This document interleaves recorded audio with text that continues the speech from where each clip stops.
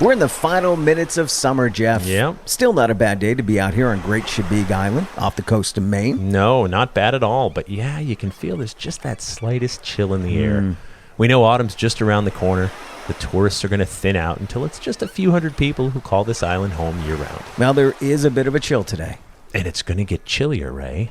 We're going to head a little inland. All right, well, what are we looking for? We've come to Great Chebeague Island searching for pirate treasure, a ghost, and a haunted cellar.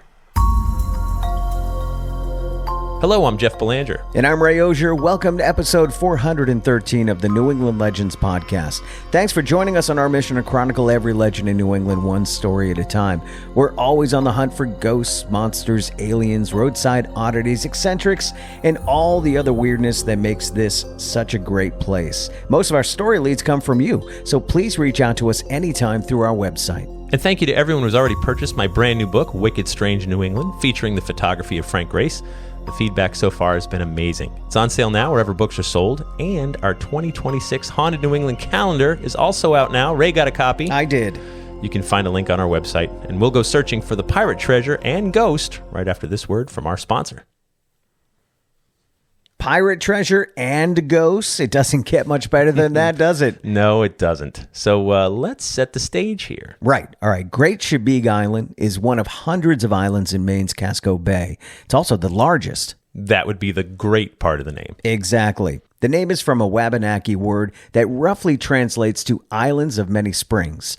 During the summer months, the native people would come here to fish and gather shellfish, and they would leave in the colder months. The island was first settled by colonists in 1746, and from there it grew as mostly a fishing and farming community. But they also manufactured stone sloops, ships that would carry granite from quarries down the eastern seaboard to help construct lighthouses, breakwaters, and things like that. Got it. The whole island is about 25 square miles. Chebeague was part of the town of Cumberland right up until 2007 when it broke off and became its own town. Today, the island is the year-round home to just under 400 people, though that can triple in the summer. Being September, we're mostly left with locals, and locals have stories. That they do. So we're walking on the eastern side of Great Chebeague Island, heading into Littlefield Woods. Behind us, we can see Crow Island, just offshore from the Big Island. And what we're looking for today is only a cellar hole, a haunted cellar hole. And to find out why, let's head back to the year 1939. It's September of 1939 here on Great Chebeague Island. The nights are getting cooler. America is still in the Great Depression, but thankfully folks here can still fish for their suppers. But the big buzz around the island these days is a haunted cellar. Just a cellar hole, but it used to be the Weber family home above it long ago. Before we get to the cellar, we should give you a little more backstory on why locals suspect it's haunted.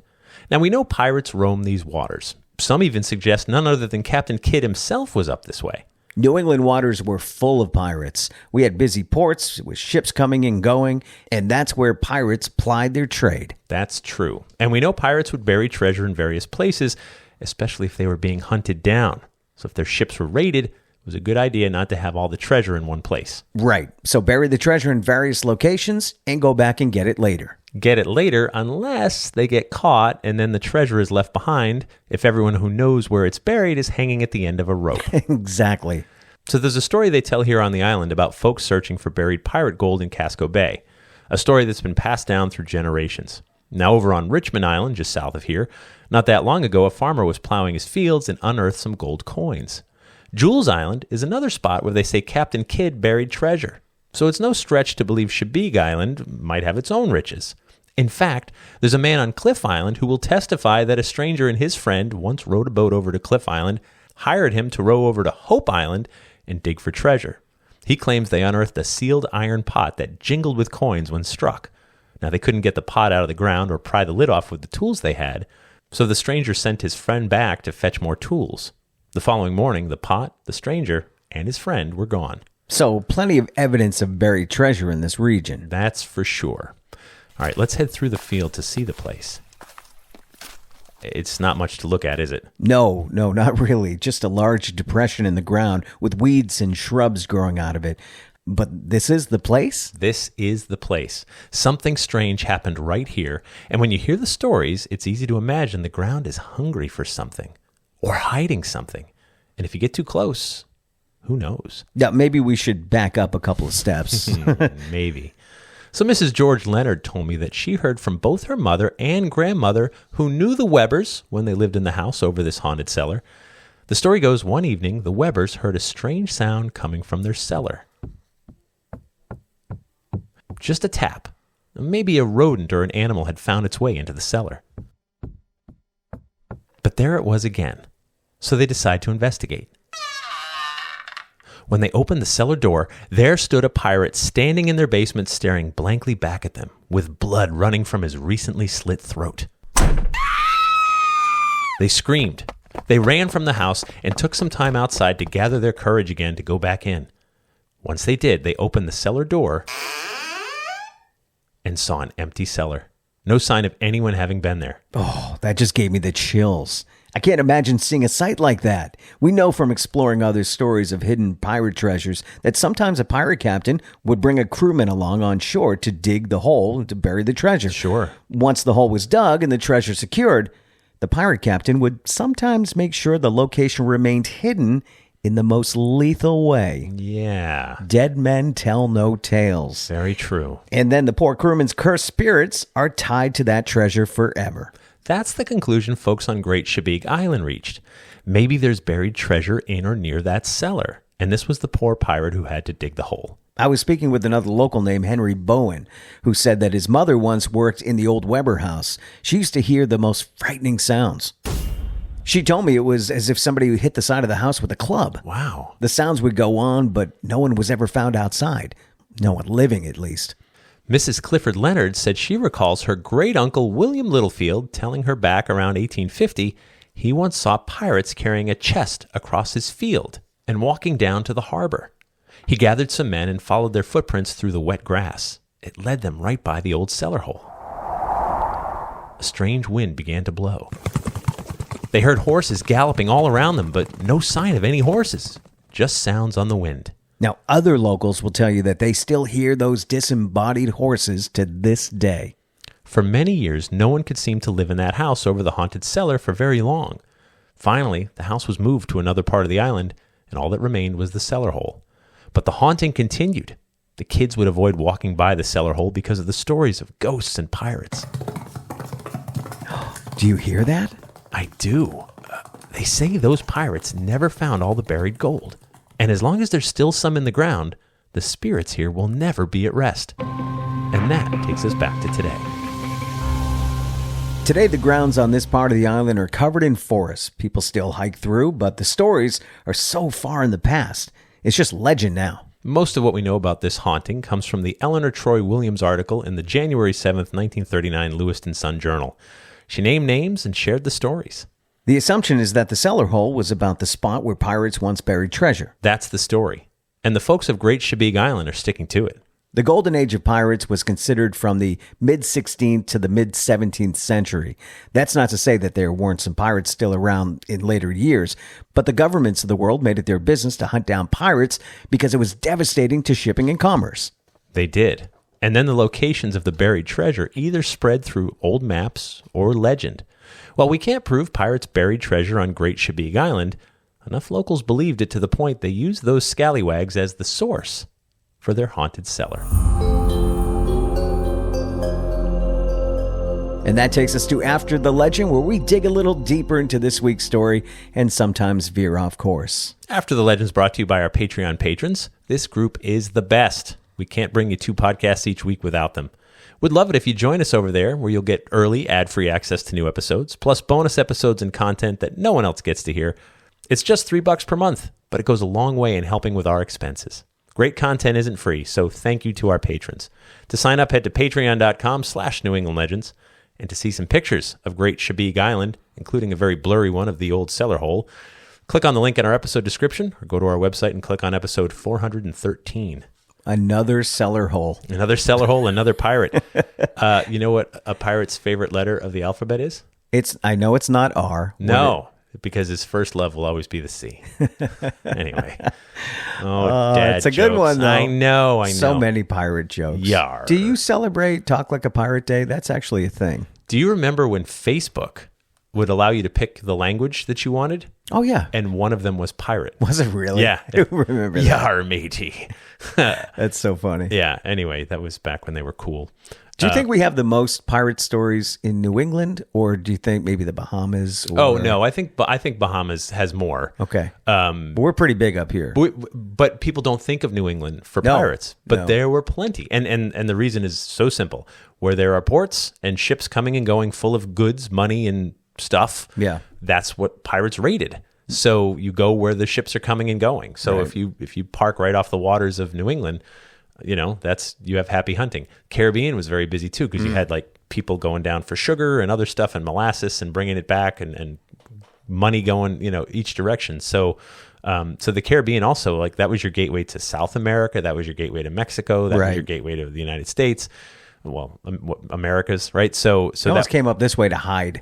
Right, like get away from it. Yeah, maybe they summer up here. Yeah, like let's summer in New England, and then we'll be snowbirds, and we'll sail on down to the Caribbean, and we'll plunder the winter months down there. What do you think you would have been back then? You think you would have been a pirate?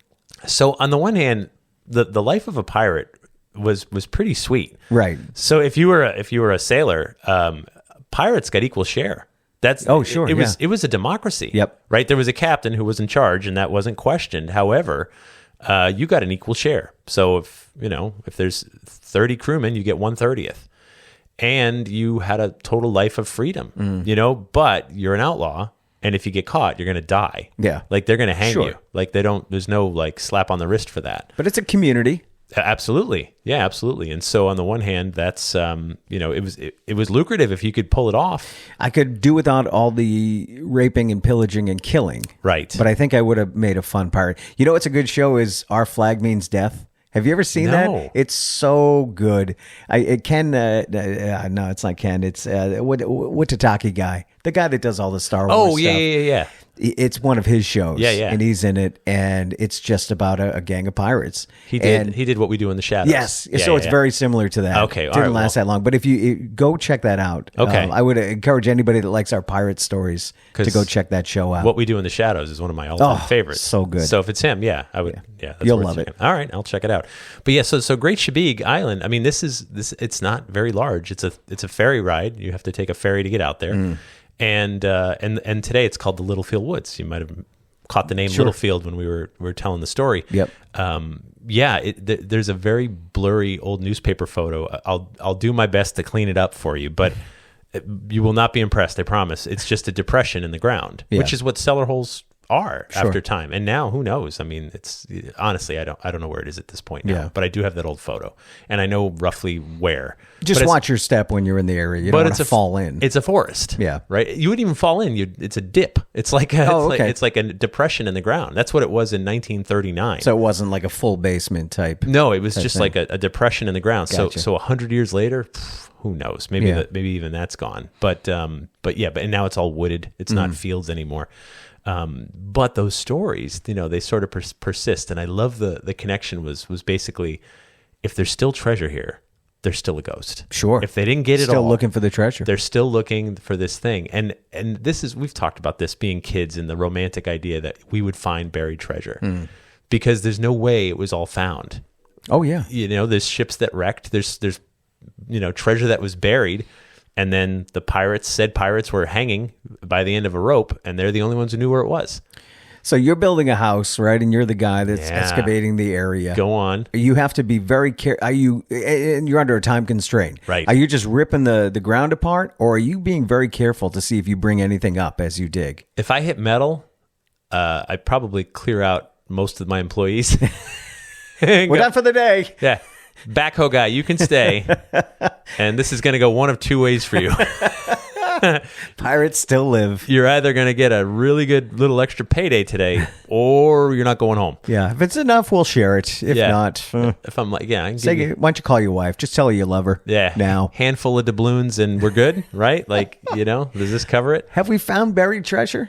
I mean, I'm sure we have, but it's not anything significant. It's been a while since you've heard a good buried treasure story. But you do hear stories of like once in a while, some farmers plowing a field or whatever, and like a doubloon comes up or something. Or Well, what was the ship they found off New England? The Whittia? oh, the Witta. The Whittia? The Witta was that was the that was connected to the the witch on Cape Cod. Was it? I forget They have a display at the Pirate Museum on the Cape. Yeah. In Yarmouth, West Yarmouth. And it's really cool, but they did bring up a lot of, I guess, quote unquote, treasures from the ship. Yeah. And I want to say there was some gold that came up as well. Yeah. So in the ocean, I'm sure there's a ton. Yeah. Ships that sank and had gold in their, and who knows where that is. Because once in a while, those do get discovered. There's pirate hunters, treasure hunters who go out and search reefs and stuff looking for wrecks and any treasure that might be there.